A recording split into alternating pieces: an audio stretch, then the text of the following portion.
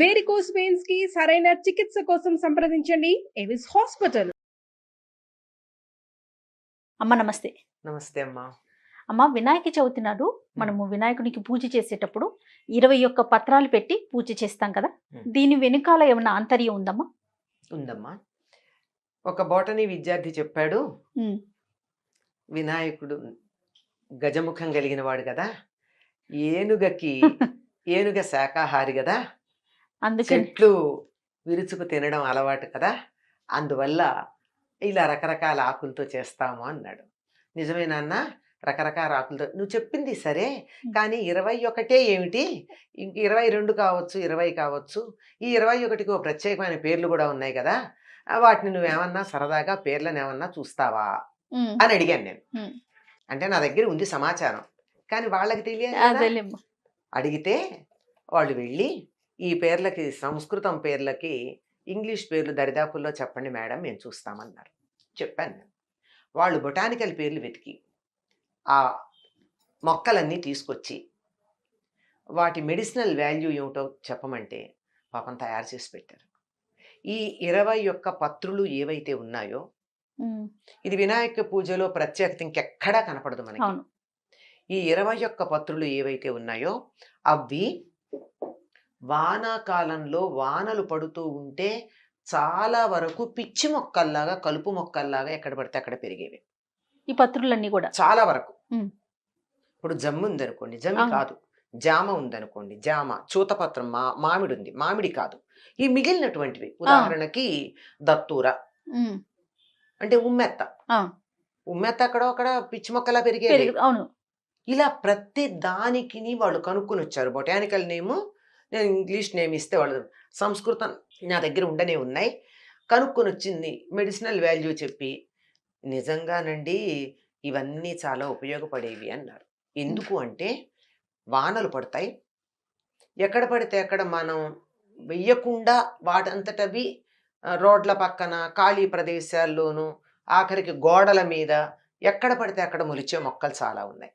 వీటన్నింటి యొక్క ప్రయోజనం మనం తెలుసుకున్నట్టయితే ఇప్పుడు వచ్చేటటువంటి తరుణ వ్యాధుల నుండి మనం ఉపశమనం పొందొచ్చు.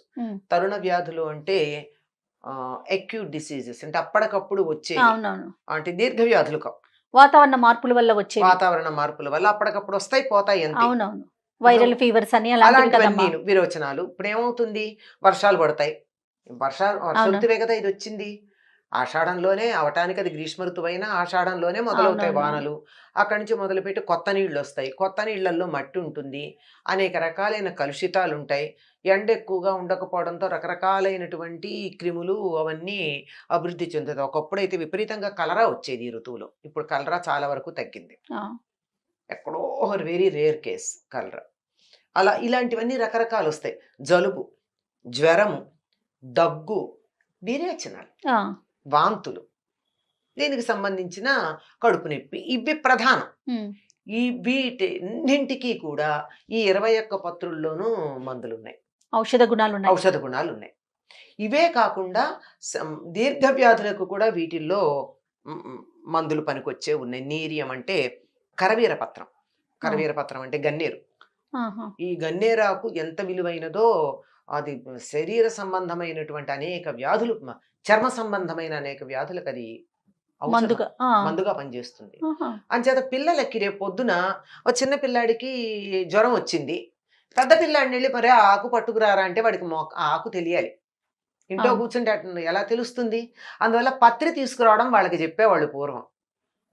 తీసుకొచ్చి వాటన్నిటిని అట్లా ఒక పళ్ళెంలోనో ఆకులోనో, ఇదిగో బృహతీ పత్రం, సెమీపత్రం, జామీపత్రం, చూతపత్రం, ఇలా వేటికి బదరీ పత్రం, రేగాకులు, ఇలా వేటికవి ఈ 21 పత్రులు అలా విడివిడిగా పెట్టడం తెలుస్తుంది. అలా నేర్పించి, ఇదిగో వినాయకాయ నమః బృహతీ పత్రం సమర్పయామి, ఎరా బృహతీ పత్రం వే అంటే వాడికి తెలుస్తుంది. వాకుడు బృహతీ పత్రం అంటే, మాచీపత్రం రెండోది మాచీపత్రం ఉంటుంది, మాచిపత్రి తెలుసు.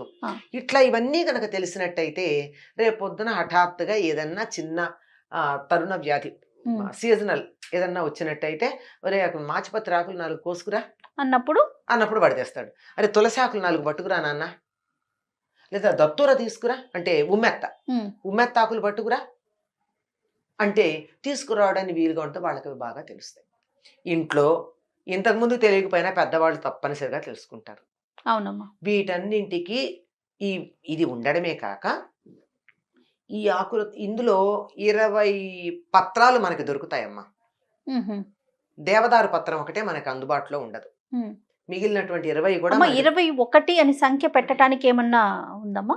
త్రిస్తప్త సమిధకృత సృష్టి చేసేటటువంటి సమయంలో 7 మూళ్ళు 21 సమిధలతో ఈ సృష్టి అనే హోమం చేయడం జరిగింది. 21కి చాలా ప్రత్యేకమైనటువంటి విశేషం ఉంది మనకి శాస్త్రాల్లో, సంఖ్యాశాస్త్రం అందులో 21 ఇది దీనికి అనుకూలంగా కూడా అనిపించటం ఉంది.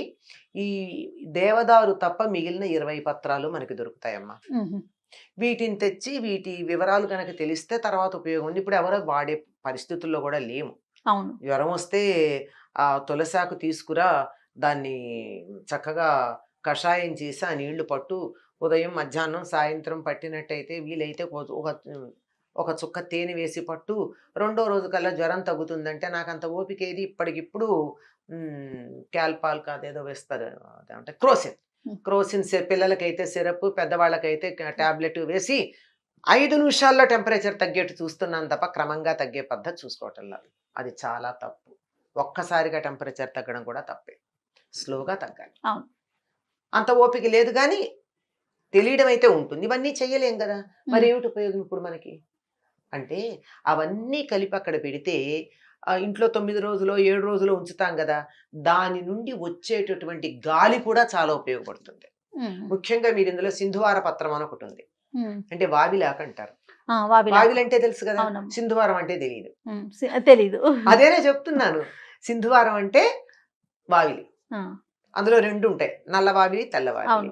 నల్లవావిలి అంటే ఊదారంగు పూలు ఉంటాయి, తెల్లవావిలి అంటే తెల్ల పూలు ఉంటాయి. ఇవి నిజంగా ఎంత ఆరోగ్యానికి అవసరమో. తలనొప్పి వస్తే ఒక తెల్లని బట్ట తీసుకుని వావిలాకులు దాని మీద వేసి దాన్ని ఇలా మరి ఇంకొక పొర వేసి ఇలా తలకి ఇలా కడితే అరగంటలో తలనొప్పి తగ్గుతుంది. కొంతమంది ఇక్కడ కూడా కడతారు. బాలెం తలకి వావిలాకు వేసిన నీళ్లు కాచి నీళ్లు పోస్తారు, వాతాహరణం. ఇలాంటివన్నీ ఇది ఇంట్లో ఉంది. వావిలాకు తెచ్చి అక్కడ పెట్టండి, 4 రోజుల పాటు ఇల్లంతా వావిలాకు వాసనే ఉంటుంది. కానీ ఇంటి వావిలాకులు తెచ్చి వినాయకుడికి పూజ చెయ్యండి. దాంతోపాటు ఉత్తరేణాకు ఉంది. ఇవన్నీ వీటన్నిటి కలయికతో వచ్చినటువంటి గాలి ఏదైతే ఉందో అది ఒక వారం రోజులు ఇంట్లో వచ్చిందంటే, ఆ రోజు మరి ఇంట్లో దేవుడు ఉన్నాడంటే వీళ్ళు దండం పెట్టుకుంటారు కదా, ఆ దండం పెట్టుకోవడానికి 1 నిమిషం అక్కడ నిలబడి గాలి పీలుస్తారు కదా, శ్వాసకోశ సంబంధమైనటువంటి వ్యాధులు దరిదాపుల్లోకి రావు. అయ్యాక ఇది ఎవరికన్నా ఈ నిమజ్జనం చేసే సమయంలో కూడా కొంతమంది తమ పెరట్లో ఉన్న బావిలో పడేస్తారు. ఆ బావిలోను చెరువులోను ఇవి పడేస్తే ఈ ఆకులన్నీ పడేస్తాం కదా, పత్రి, వీటి వల్ల కొంతకాలం పాటు ఆ నీళ్లు స్వచ్ఛంగా ఉంటాయి. ఊళ్ళో వాళ్ళందరూ తెచ్చి ఆ చెరువులో పత్రి వేశారనుకోండి, ఆ నీళ్లు స్వచ్ఛంగా ఉంటాయి కదా. పైగా అక్కడ ఏం జరిగేది, పూర్వకాలం ఆ చెరువులో మట్టి తీసి వినాయకుడిని చేసేవారు, చెరువులో పూడిక తీసినట్టు అయ్యేది. ఈ ఆకులు వేసేవారు, స్వచ్ఛంగా అయ్యేది. ఎంత మంచి పద్ధతి. పూజా విధానంలో వ్యక్తిగతమైనటువంటి పురోభివృద్ధి, కుటుంబపరమైనటువంటి సమృద్ధి, సమాజపరమైనటువంటి సమబుద్ధి, పర్యావరణపరమైనటువంటి స్పృహ, ఇన్ని కలిగించటం, తర్వాత ఖగోళ విజ్ఞానం, ఇలాంటివన్నీ కలిగించేటట్టుగా ఉంటాయి మన పండగలు ఏది చేసుకున్నా.